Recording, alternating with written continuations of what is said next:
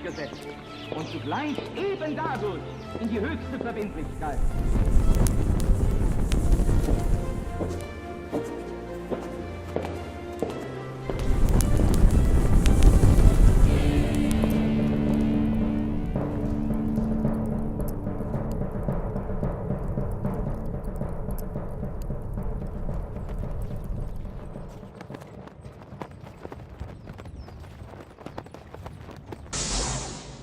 Sean todos ustedes muy bienvenidos a una nueva emisión de La Brújula, este programa que con tanto cariño, con tanta dedicación, hacemos ya desde hace algún tiempo con mi amigo, a quien paso a presentar, Pablo Javier Davoli. Lucas, ¿cómo te va? Lucas Carena, quien les habla. Bueno, siempre es contentos de reunirnos aquí, ¿no? Y encontrarnos con la gente que nos sigue. Mucha repercusión, quiero decirlo, antes de consagrarnos a la Virgen, esto del club de brujuleros, esto de armar una suerte de comunidad brujulera. Muchos comentarios. Porque debo confesar, y lo hago en cámara, de que no estoy al tanto. No, es que en el último programa hicimos mención de la cantidad de saludos de gente de distintos lares, de distintos lugares, incluso algunos muy recónditos, que siguen el programa. Empezaron también en los comentarios a decir desde dónde nos estaban viendo. Y qué bueno. Y esto de la tribuna, de las gradas plagadas de brujuleros, tuvo impacto, así que sería una suerte de comunidad quieren conformar. Me parece que es una buena idea. Es una muy buena idea, y desde ya que, fuera de broma, nos honra, ¿no? Por supuesto. Que es una grata sorpresa.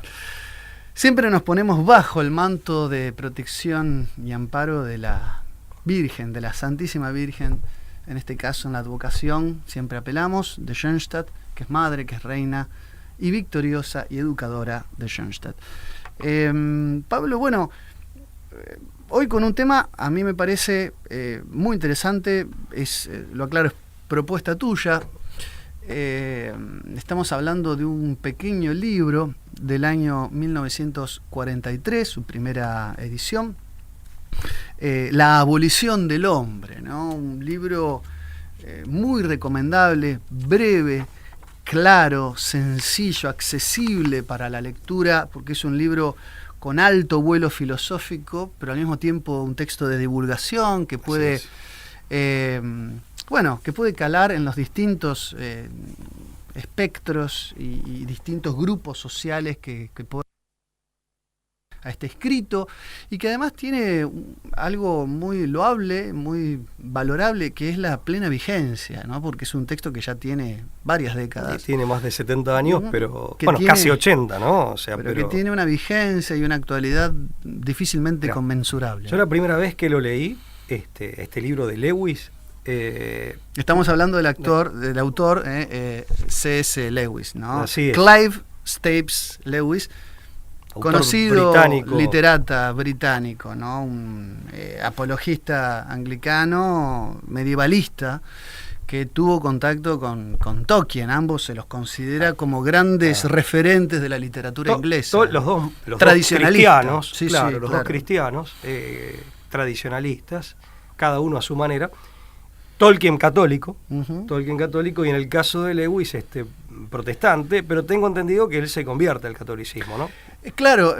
Dato habría que corroborar en qué momento, pero... Empieza siendo agnóstico, claro. Y luego es verdad que las lecturas de autores principalmente católicos, de hecho cuando él toma contacto con El hombre eterno de Chesterton, claro, tengo entendido, hace un quiebre y se vuelca por lo menos a la cristiandad un periplo similar al del propio Chesterton, que pasa del agnosticismo al anglicanismo y finalmente muy parecido, católico, ¿no? Muy parecido. Y aparte con un estilo literario muy similar al de Chesterton. En este caso es una serie de conferencias, ¿no? Convertida en libro, y por eso tiene ese estilo, si se quiere, coloquial, pero aparte tiene esa cosa tan británica de ese humor un poco ácido, pero que muchas veces, amén de hacer amena la lectura, también hace que sea una lectura, digamos que, insisto, amén de amena, clarifica mucho cosas que quieren decir, ¿no? Conceptos que de pronto tienen una cierta profundidad, por ahí metiendo algún chiste o alguna referencia anecdótica, se clarifica bastante, se esclarece lo que se quiere decir. en ese sentido es altamente recomendable. Yendo al punto que vos marcabas, la primera vez que lo leí me pareció anticipatorio. O sea, realmente quedé sorprendido de que alguien en el 43 pudiera advertir con tanta claridad lo que hoy conocemos, y ya desde hace algún tiempo, como transhumanismo y poshumanismo, ¿no? Claro. Entonces, me pareció anticipatorio en cuanto, por ejemplo, se anima a hablar incluso de ciertos desarrollos tecnológicos que en aquella época todavía eran vistos como más pertenecientes a la ciencia ficción que a la realidad, como por ejemplo la ingeniería genética, ¿no? Claro. O sea, en ese sentido me parece un libro de anticipación para su época y que describe muy fidedignamente desafíos de nuestro tiempo. Sí, vos sabés que es cierto lo que decís, una capacidad, un vaticinio, una capacidad de prognosis increíble tiene el libro para la época en la que es escrita, y además la figura de Lewis que se convierte en una de las grandes mentes británicas que tratan de darle a Inglaterra su propia mitología. Este proyecto de Tolkien de decir Inglaterra se merece su propia mitología, diciendo que había un atraso, lo que había respecto de otras tradiciones estaba desordenado, disperso. Tolkien dice, yo quiero reunir... O estaba extraviado. Estaba ¿no? extraviado, porque ¿no? ellos son el motor del proceso moderno es ante todo Inglaterra. Ordenan, claro. Exactamente, ordenan y obviamente que le hablan a esa Inglaterra depreciada, degradada, progresista, modernista. Pero claro, junto con Tolkien forma parte de los Ainlings, que era el cenáculo de los académicos de Oxford, ¿no? Y tiene esta inclinación por la ciencia ficción, pero con un alto contenido filosófico. Es decir, recordémoslo, digámoslo, es autor de las Crónicas de Narnia, hoy mundialmente conocidas. Es una hectalogía de las cuales 8 piezas que componen esta historia, creo que 3 libros ya fueron llevados al cine. Sí. Digo porque muchos de los que nos están viendo capaz que lo ubican a través de las Crónicas de Narnia y la producción cinematográfica, ¿no? que conllevó, exactamente. La abolición del hombre es un libro que, como bien decías, Pablo, critica, ¿no? Una filosofía muy profunda, muy aguda, los tiempos que corren quizás hoy en la actualidad. Por eso digo que es anticipatorio y estamos de acuerdo en que es anticipatorio. Dice en la tesis, para ir de lleno de este libro, dice: la conquista de la naturaleza por parte del hombre es una expresión figurativa para describir el progreso de la ciencia. Él va a hacer una abundante crítica de esta idea de la conquista de lo natural, del hombre que deja de estar ya arrojado, indefenso frente a una naturaleza totalmente autónoma, y domina esta idea del dominio de la naturaleza y lo que se entiende por esto de conquistar y dominar la naturaleza. Dice, se trata del poder, en realidad, de algunos hombres sobre otros por medio de la naturaleza como instrumento. Él dice, no existe tal cosa como la conquista de la naturaleza, sino que de lo que estamos hablando, esta es la tesis que para mí atraviesa y me llamó mucho la atención, sino que se trata del poder que pueden ejercer de pronto, vía la evolución de las ciencias, algunos hombres sobre otros, muchos otros hombres, por medio de la naturaleza como instrumento. La conquista de la naturaleza, dice, si se cumple, es el sueño de ciertos científicos planificadores, y resultará ser un proyecto de algunos cientos de hombres sobre miles de millones de otros hombres. Ahí está.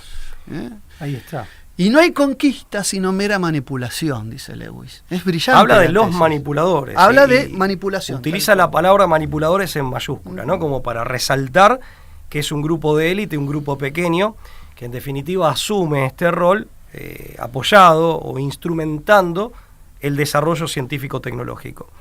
Mira, acá hay muchísima tela para cortar. En primer lugar, esta apreciación que le hace, mejor dicho, esta distinción, ¿no?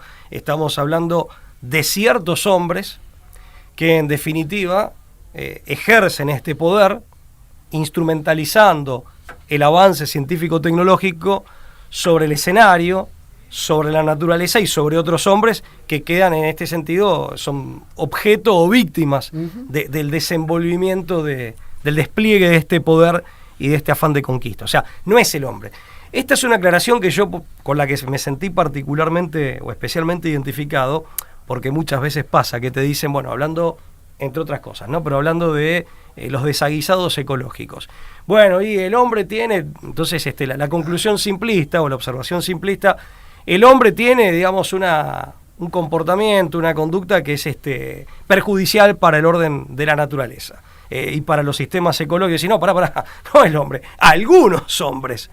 No, el hombre abarcando a la totalidad de la humanidad. En todo caso, algunos hombres se comportan así y han decidido comportarse así. Han decidido. Y por eso te digo, me sentí particularmente identificado, porque después pasan a prorrata la factura de los desaguisados ecológicos y otros problemas como si se tratara de una responsabilidad en el sentido de culpa, de haberlo provocado entre todos, y no, mirá, en realidad lo provocan algunos y lo padecemos todos. Pero bueno. Es muy interesante. Lewis pone un ejemplo, ¿no? para sentenciar esto, de que en realidad se trata de la manipulación y de un puñado de hombres que en el fondo claro, lo que conquistan o dominan es a otros hombres por medio de la naturaleza. Es el ejemplo de la anticoncepción. Pone varios, pero cuando habla de la anticoncepción o dice la contracepción, dice, no es más que un grupo de hombres de esta generación que le niega la existencia a otra generación.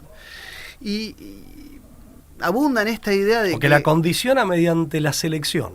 Claro, eugenésica. Exactamente, la condiciona, pero claro, deciden sobre otros, sobre la existencia de otros. Esto se tiene hoy como dominio de la naturaleza. Él quiere analizar filosóficamente esta aporía, esta realidad paradojal, porque además él ya acá hay un vaticinio de que el hombre juega a ser Dios, nunca está tan cerca de Dios y al mismo tiempo tan cosificado.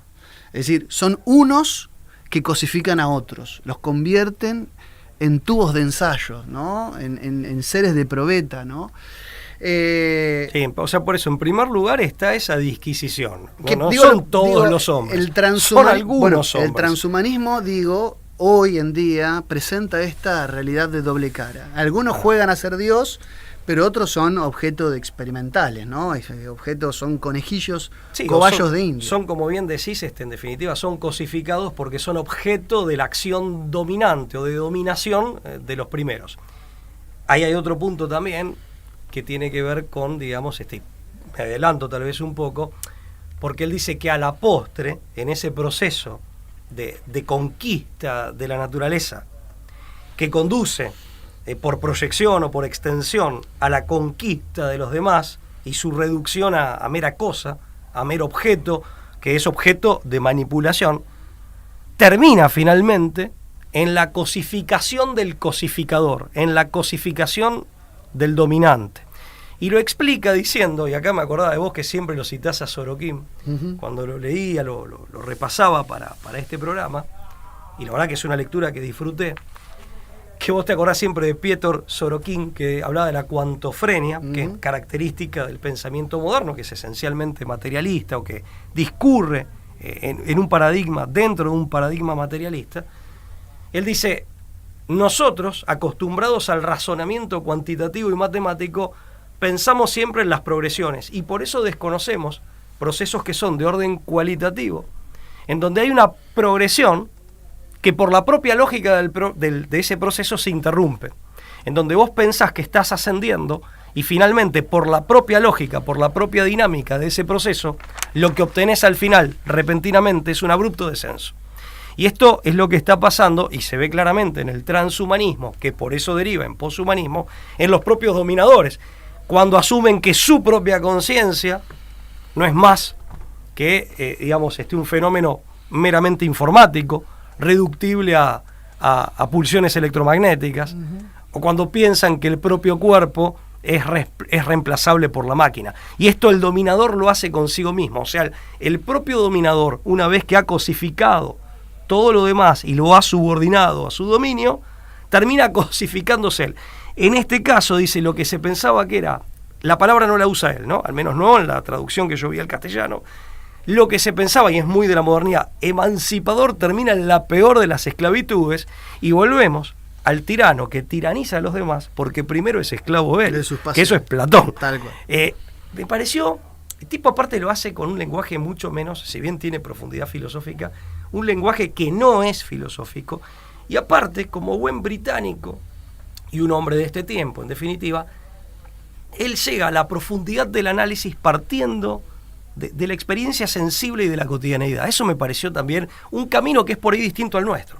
Que nosotros tenemos una formación, si se quiere, por ahí solemos ir a la metafísica casi que dentro de nuestras modestas posibilidades, por supuesto, y con una enorme dosis de audacia. Pero bueno, de una, él no, parte de la cotidianeidad, del hecho concreto, y va excavando y va adentrándose.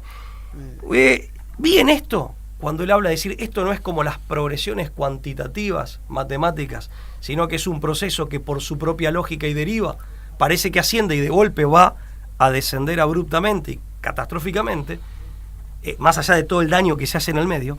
¿Sabes que vi en esto una manifestación de algo que hemos mencionado en este programa, que es ese fenómeno que se atribuye a toda la modernidad que vio tempranamente Jean-Baptiste Vico, que es el de la heterogénesis de los fines? Cuando buscándose una cosa, por el hecho mismo de la búsqueda, lo que obtenés es exactamente lo contrario. Sí, es así. Es así, y aparte, la forma en que Lewis busca explicar, ¿no? Su tesis es maravillosa, que es definiendo qué es la naturaleza. Dice, naturaleza es algo polisémico, entendemos muchas cosas por naturaleza. Dice, mejor que decir qué es la naturaleza, es decir qué no es naturaleza. Es decir, es algo que se comprende mejor por contraposición a muchos de sus antónimos. Fíjate vos qué recorrido que hace. Dice, la naturaleza se la sabe como contrario, por ejemplo, a lo civil. Esta idea contractualista de estado de naturaleza y sociedad civil. Por naturaleza entendemos algo contrario a lo artificial, esta antinomia moderna, naturaleza-artificio, que es también bastante frágil, una antinomia cuestionable en muchos aspectos. O cuando decimos, no, es natural en el hombre hacer artificio, crear cosas de su propia inventiva. La natural, por ejemplo, en tanto physis, en tanto ciencia de la naturaleza, en tanto física, se lo puede oponer a lo metafísico, ¿no? Es decir, la vida espiritual se la puede contraponer a la natural. Dice, por eso muchas veces cuando atacamos nuestra animalidad, estamos atacando esa parte que otros pensarían que es lo natural en nosotros, lo que compartimos con los otros seres vivos. Lo que sería auténticamente o genuinamente humano, que tiene que ver con esa reducción materialista. Exactamente, hay un materialismo que se presume naturalista, cuando en realidad lo que niega es una esencia que nos hace singularísimos y distintos. Pero él es muy interesante este análisis cuando empieza a contraponer los distintos antónimos de lo natural, las distintas formas, las distintas acepciones y las distintas formas de concebir lo natural como contrario a, empieza a generarte, digamos, esa sensación de que por naturaleza podemos hasta comprender cosas que son contradictorias entre sí, ¿no? Es maravilloso lo que hace. Entonces, él dice, ese apoderarse de la naturaleza, dice, requiere prima facie una cierta indiferencia. Es decir, él dice, no consideramos a los árboles como dríadas, que eran las ninfas de los robles, ni como yggdrasiles, los fregnos sagrados de la mitología nórdica, a la hora de talarlos. Dice, las estrellas perdieron su divinidad, dice Lewis, con el desarrollo de la astronomía. Reducir las cosas a la naturaleza persigue, a la luz de la ciencia moderna y el progresismo, persigue el fin de conquistarla, en tanto la naturaleza es el nombre que damos a aquello que hemos de manipular, con el fin de justificar dicha manipulación. Es muy interesante esto. Es decir, en el fondo no conquistamos nada. Reducimos las cosas para que encuadren, para que encajen en nuestras ansias de tener poderío sobre aquello que creemos que estamos dominando y conquistando. Es decir, la estrella, para ser conquistada en términos de la ciencia, es algo que primero fue reducido a algo que se puede pesar, que se puede medir. Nosotros, Es muy interesante. ese punto, yo me acordaba cuando lo leía, en algún que otro programa, cuando hemos hablado de acción psicológica y sobre todo de ingeniería social, hemos marcado, incluso hablando de ciertas experiencias, ciertos experimentos que se han hecho, como el de Milgram, bueno, en programas incluso que ya tienen varios años, pero hemos recalcado que todo eso funcionaba, al menos con los resultados alarmantes que esas experiencias han arrojado, porque primero hubo una reducción teórica y práctica del hombre. Claro, exactamente. O sea, como el hombre o los conjuntos humanos como objeto de dominación primero tienen que ser miniaturizados para poder hacer objeto de esa ingeniería social. Ese raquitismo que se le añade primero a las cosas para poder dominarlas es lo que él acusa como una permanente espada de Damocles del mundo. Y es un raquitismo moderno, teórico, que es a veces lo que te hacen pensar que vos sos. Si te reducen ya desde la concepción. Es un raquitismo inducido por el manipulador. Fíjate lo que dice, la estrella no es algo natural mientras no la podemos pesar y medir. Dice, el alma humana no es naturaleza mientras no la podamos psicoanalizar. Es muy interesante esta idea de que... Sí, él lo dice criticando, ¿no? O sea, no es que adhiere claro. Es decir, es natural, lo llamamos natural cuando lo podemos hacer encajar con los métodos de la ciencia que puede medir, que puede cuantificar, que puede, ¿no? Generar resultados estadísticos. Sí. Es increíble. Y siempre la ciencia en el sentido de ciencias naturales. En eso, digamos, criticando también ese concepto de ciencia que es muy del positivismo y de la ilustración previamente, ¿no? Entonces, esa indiferencia con las cosas para poder dominarlas a través de del discurso científico es lo que va a llevar a lo que Lewis categoriza enfáticamente como la abolición del hombre, a esta realidad poshumana, necesariamente. Y él alude a una tragedia de Shakespeare, que es la del rey Lear. Es muy interesante, porque es como una especie de boomerang donde todo se vuelve en contra, ¿no? El rey Lear, en la tragedia de Shakespeare, era un rey que en su estado de madurez y de vejez quiere heredar toda su fortuna y sus tierras a sus 3 hijas, pero pidiéndoles a cambio, ¿no?, que le expresen cuánto lo aman y cuánto lo quieren a su padre. Entonces las 2 hijas mayores, ¿no?, Goneril, ¿no?, y Regan, lo adulan diciéndole que lo aman falsamente, palabras vacuas para heredar fortuna, mientras que Cordelia, que es la hija menor, quiere apartarse de esa farsa y es desheredada, es mandada al exilio por su padre. Pero bueno, toda la trama de la tragedia lleva a que por esa repartición de las tierras y de las riquezas del rey Lear, las 2 hermanas mayores terminan matándose entre sí. De hecho, Goneril termina envenenando a Regan y apuñalándose a sí misma, mientras que es la hermana menor, Cordelia, la que termina cuidando del padre. El desenlace es decir, a ver, ¿qué quiere decir? Que allí donde quiso premiar, castigó, y allí donde quiso castigar, premió. En tanto que es la realidad ambivalente, ambigua, con la que se nos presenta este dominio, entre comillas, de lo natural. Cuando queremos ejercer este dominio sobre la naturaleza, se nos vuelve en contra cual boomerang. Es la misma figuración que la del rey. Porque él habla y también, bueno, era un literato, ¿no? Entonces... es un gran conocedor de las tragedias shakespearianas, como cual, inglés, ¿no? Apela a muchas... británico, nació en el norte de Irlanda, ¿no? Pero era británico y conocía la obra de Shakespeare, digamos, de principio a fin. Sí, claramente. Entonces, él lo que hace es apelando, digamos, como referencia o tomando como ejemplos, ¿no?, de distintas obras literarias, lo que pone de manifiesto es esto de el costo, ¿no?, como cuando vendés el alma. Entonces, él dice que toda esta dominación que estos hombres han desplegado, que son hombres que pertenecen, por lo menos en su época, ante todo a su propio país y a la historia reciente de su propio país, y que son los autores o los protagonistas de lo que nosotros conocemos y hemos padecido como imperialismo británico. Pero que el costo de esa dominación es justamente la propia humanidad, como condición. Por eso él llega a decir que en última instancia, ya en los últimos escalones de este proceso, en donde se da ese fenómeno de la heterogénesis de los fines, que yo mencionaba antes utilizando la expresión de Jean-Baptiste Vico, En definitiva, ahí es como cuando en esos pactos fáusticos, para vivir, vendés tu alma. Y al vender tu alma, él lo plantea como que ya quien vende su alma, a mí me llamó mucho la atención, dice, ya no son hombres. Claro. Y si vos te pones a pensar lo que plantea el transhumanismo en sus versiones más recientes y en las más radicales, que derivan el poshumanismo, es ya renegar de la propia humanidad. O sea, Claro. el precio que tuviste que pagar es tan grande en términos de deshumanización. Y él lo plantea, porque yo en todo caso sigo dándole una interpretación, si se quiere, más bien, o un sentido más bien alegórico. Muy real, pero expresado así alegóricamente. Claro. Él parece expresarlo en términos de literalidad, es decir, ellos ya no son hombres. No. O sea, es increíble eso. Me llamó poderosamente la atención.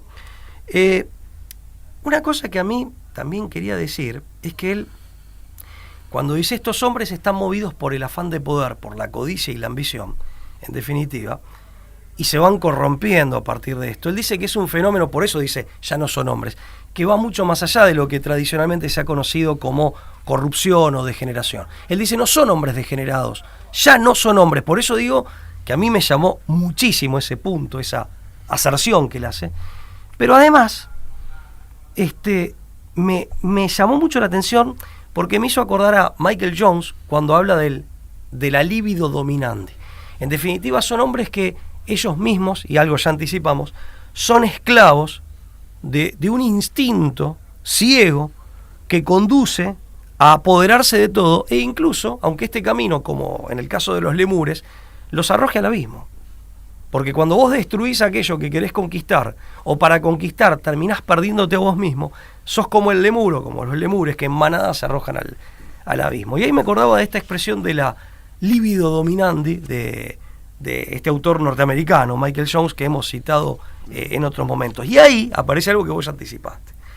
Que nosotros en algún que otro programa, por ejemplo el programa de John Dee, hablando del proceso de la génesis, del proceso de corrupción de la Inglaterra moderna, que desemboca en el imperialismo británico y en muchos otros detritos más, que tanto padecemos todavía, que es esa tensión entre verdad y poder. Y lo que hemos dicho tantas veces, él lo pone también. Decir, mirá, si el poder no está al servicio de la verdad y finalmente del bien y la belleza, lo que queda de la verdad prostituida es quedar al servicio del poder. Por eso estos hombres que pierden el sentido de la verdad, del bien y de la belleza, son hombres que en definitiva están ellos mismos, por propia decisión, sojuzgados por esa libido dominante, y esto también vuelve a ser Platón, proyectan eso hacia afuera. Pero en el fondo siempre está la tensión, que está en el Evangelio también, la verdad o el poder, ¿quién sirve a quién? ¿Quién sirve a quién? Y claramente, que eso se ve en el proceso político británico de los últimos 5 siglos, aunque no exclusivamente ahí, obviamente, que se escogió por el poder.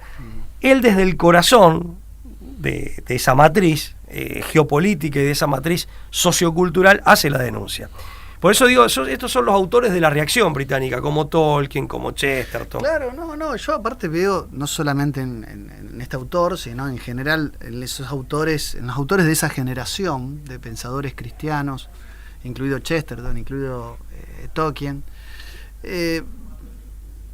veo como una nostalgia desde el mundo de la tradición acerca de, no solamente de la tensión entre verdad y poder, que vos la mencionás y que es muy cierto, está permanentemente ese juego de a servicio de quién está el poder, si no está al servicio de la verdad, está contra todo y contra todos, pero también veo ese carácter nostálgico del lugar que lo natural tenía en el mundo tradicional, donde todos los fenómenos naturales tenían un carácter altamente sagrado.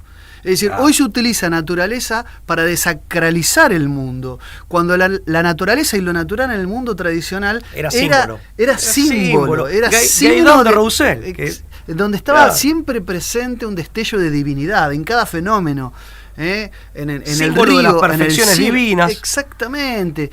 Las maravillas del mundo. Qué buen punto, claro. Y él lo analiza desde la perspectiva, no solo como cristiano, él en este texto, viste que al final se declara ateísta, hasta cristiano, pero habla de la generalidad de las tradiciones religiosas. Claro, ¿no? él habla de la tradición en un sentido amplio. Hasta podríamos decir que ébola estaría...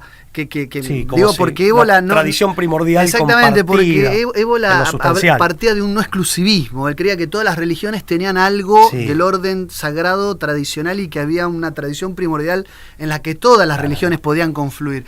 Claro. Pero acá esto me parece fundamental, creo que vos estarás de acuerdo conmigo, Pablo, de que la naturaleza en el mundo moderno se ha convertido en el instrumento para desacralizarlo todo, cuando tuvo su lugar exclusivamente sagrado en el mundo tradicional. Y él ve con dolor esto, y él dice, lo peor, gracias a esto, a consecuencia de esto, está por venir. Y su vaticinio, Pablo, se consumó. Todo lo que vino después de la década del 40 tuvo su asidero en las peores vejaciones del hombre instrumentalizado. El proyecto 4.1, los estudios médicos realizados en los nativos de las Islas Marshall, hoy modelo de economía liberal, que en 1952 fueron expuestos a lluvia radioactiva, por ejemplo. El experimento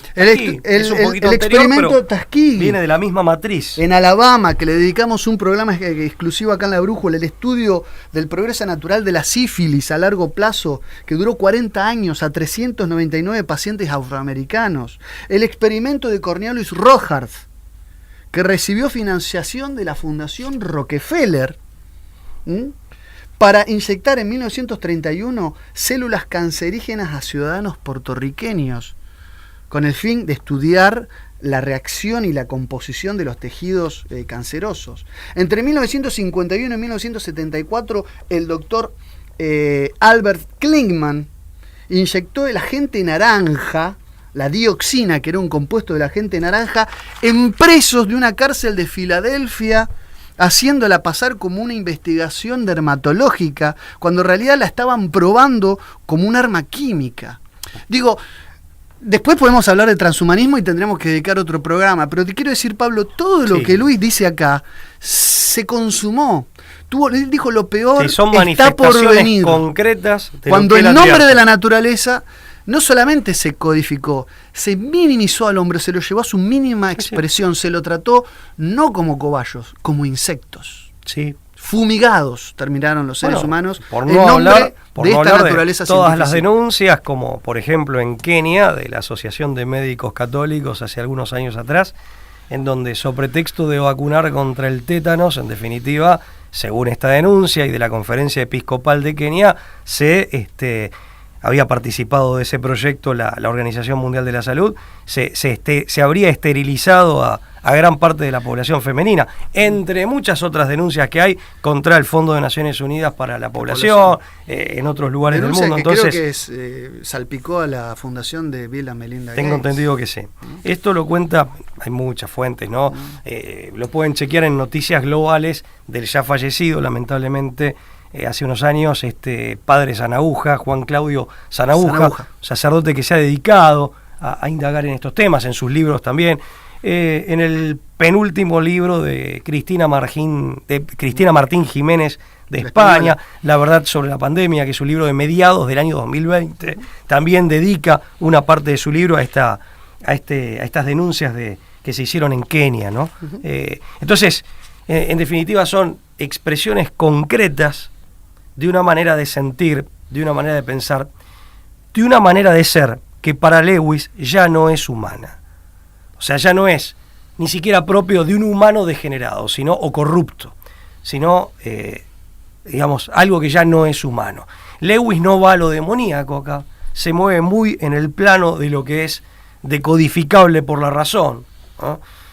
Pero tal vez haya que pensar en eso, y creo que él, de manera muy sutil, deja la puerta abierta. Desliza alguna analogía con Fausto. Claro, desliza, efectivamente. Cita por ahí, claro, en algún que otro pasaje al Fausto de Goethe. Y todo esto, bueno, por ejemplo, nosotros en La Brújula, años atrás, nos preocupamos de un fenómeno, en 2 o 3 programas, digamos, el auge de la magia, en plena época del positivismo, del imperio de las ideas del positivismo, del cientificismo positivista, en plena segunda revolución industrial y en el corazón de esta segunda revolución industrial, casualmente el Reino Unido, el contexto, la anglósfera, diríamos hoy en día, paralelamente el surgimiento del espiritismo, de la magia, y siempre nos llamó poderosamente la atención esto. Y él le da también con mucha sencillez, dice, tiene una lógica, porque tanto el despliegue científico-tecnológico... El siglo de Kardec es el siglo del Claro. cientificismo al mismo tiempo, ¿no? Claro, dice, en definitiva tiene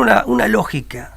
Tanto el despliegue científico-tecnológico como estas indagaciones en lo mágico, más allá de lo que tengan de real y lo que no, o lo que tengan de meramente paranormal, son movidas por esta codicia, esta ambición, esto que en términos de Jones es la libido dominandi.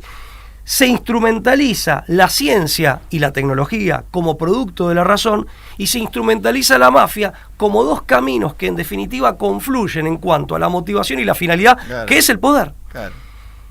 Una segunda apreciación, esta utilización de la ciencia en aras de la conquista y el poder ha sido denunciada desde una perspectiva marxistizada por autores de la escuela de Frankfurt, de la escuela crítica, mal llamada de Frankfurt. La idea de razón instrumental. Claro, Adorno, Horkheimer, pero ellos vienen a plantear de que la emancipación pasa por el placer, por lo hedonístico. Y O sea, el freudomarxismo. Claro.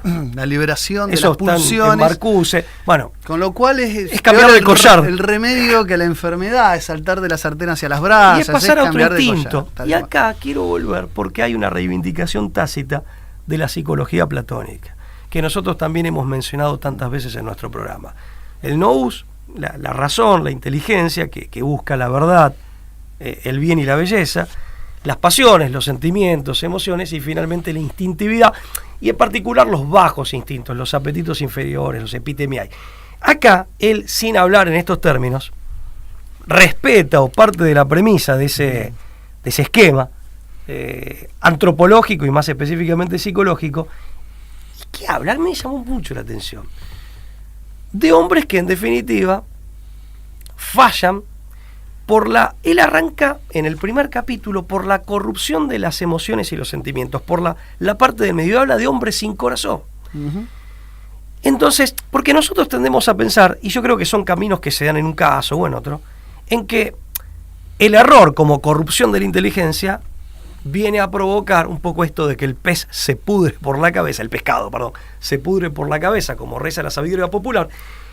El error como aberración de la razón, como corrupción de la razón, termina corrompiendo, y hasta en cierto sentido, hasta es muy lacaniano, entre muchas otras interpretaciones, termina corrompiendo las demás instancias. Él acá hace un análisis diferente, arranca por la corrupción de las emociones y los sentimientos en los niños, que conduce a forjar niños extraviados, jóvenes extraviados, y finalmente adultos sin corazón.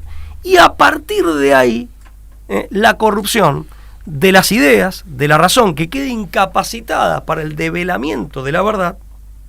Desde luego que esto tiene mucho de ida y vuelta, pero este es el periplo que él traza para finalmente llegar a un hombre o a hombres en donde domina lo instintivo, sea el placer, sea el afán de poder, esa codicia, esa búsqueda ciega instintiva del poder, en donde unos dominan y aplastan a los otros, y los otros a veces se dejan masoquistamente aplastar, tratando de encontrar algo de placer, que muchas veces es un masoquismo hasta inducido mediante acción psicológica. Pero él arranca por un camino distinto, porque nosotros hemos hecho, tal vez con una influencia muy aristotélico-tomista, en nuestro caso, aunque no exclusivamente, arrancando a decir, bueno, la corrupción del error, corrupción de la inteligencia, y pasamos a los demás. Él arranca en los niños, criticando el sistema educativo inglés, por la corrupción de los sentimientos. ¿Y dónde lo pone? Es increíble. Con un librito que le regalaron, que él por delicadeza no cita a los autores ni al libro, viste que le pone un nombre ficticio. Evita Claro. citarlos.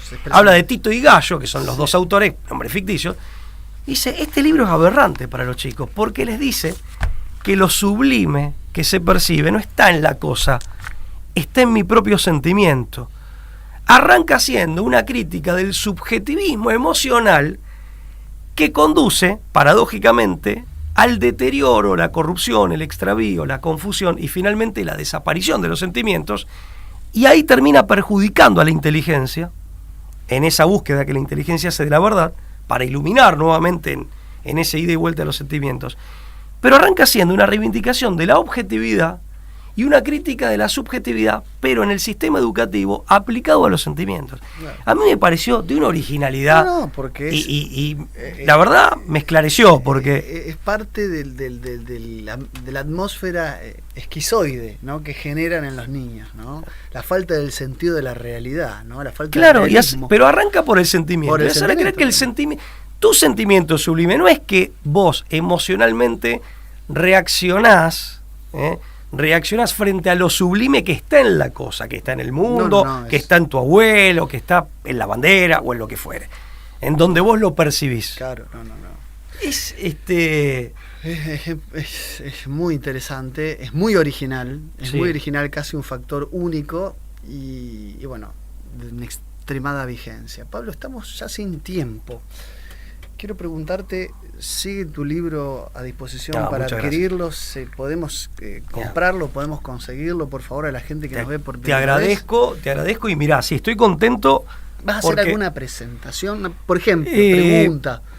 Yo no te quiero he hecho no te algunas quiero por comprometer. Zoom, por YouTube, digamos, Nada. por plataformas. ¿Cuál es la vía por la que...? Pero a lo mejor si estás preparando algo, si no... Bueno, y también personalmente, ¿no? Porque me si no, invitaron... te comprometo a que la hagas. Bueno, Me parece que hay mucha porque- gente que lo está esperando. Mira, la verdad es que vos viste que a mí hablar no me cuesta, No, ni siquiera no, cuando no. estoy difónico. Estamos de acuerdo. No, podría ser. Sí tengo que decir que hice una presentación en forma presencial y aprovecho para agradecer y saludar hace un par de 2 o 3 semanas atrás en Buenos Aires, invitado por los chicos y chicas, Del muchachos núcleo. y muchachas de Núcleo Social, Núcleo Social. Argentina, de Buenos Aires. Ujú. Me invitaron los chicos de Córdoba, con ellos estoy en deuda, me encantaría ir y la verdad de paso visitar Córdoba capital, que hace mucho que no voy por esos lares.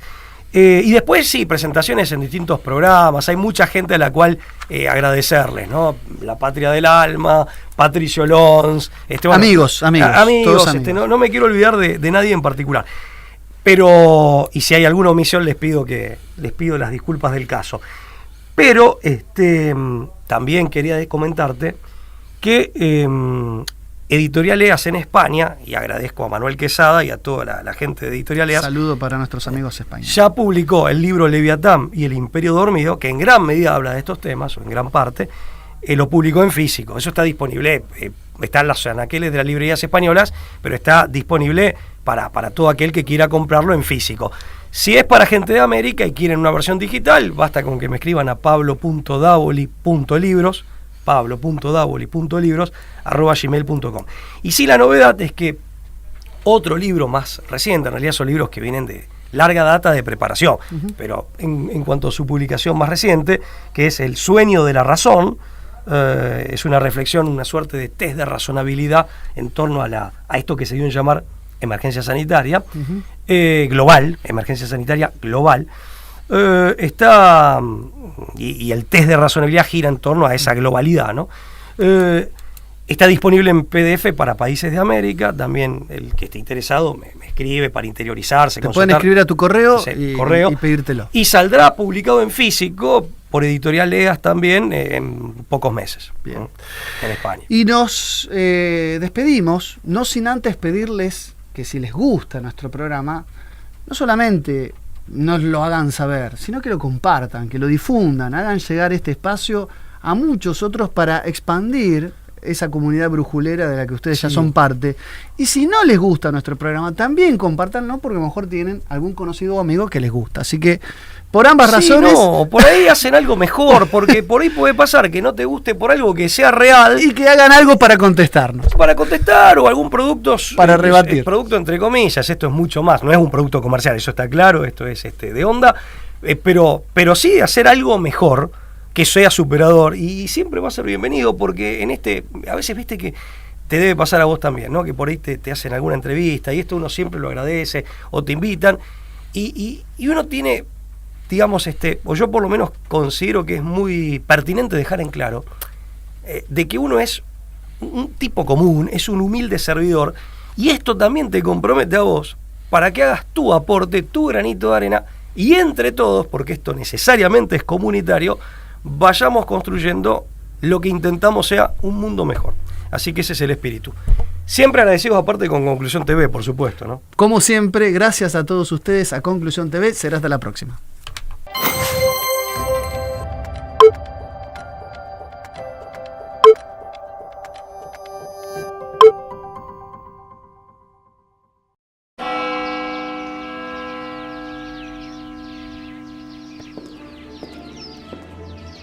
Freiheit gesetzt und zugleich eben dadurch in die höchste Verbindlichkeit.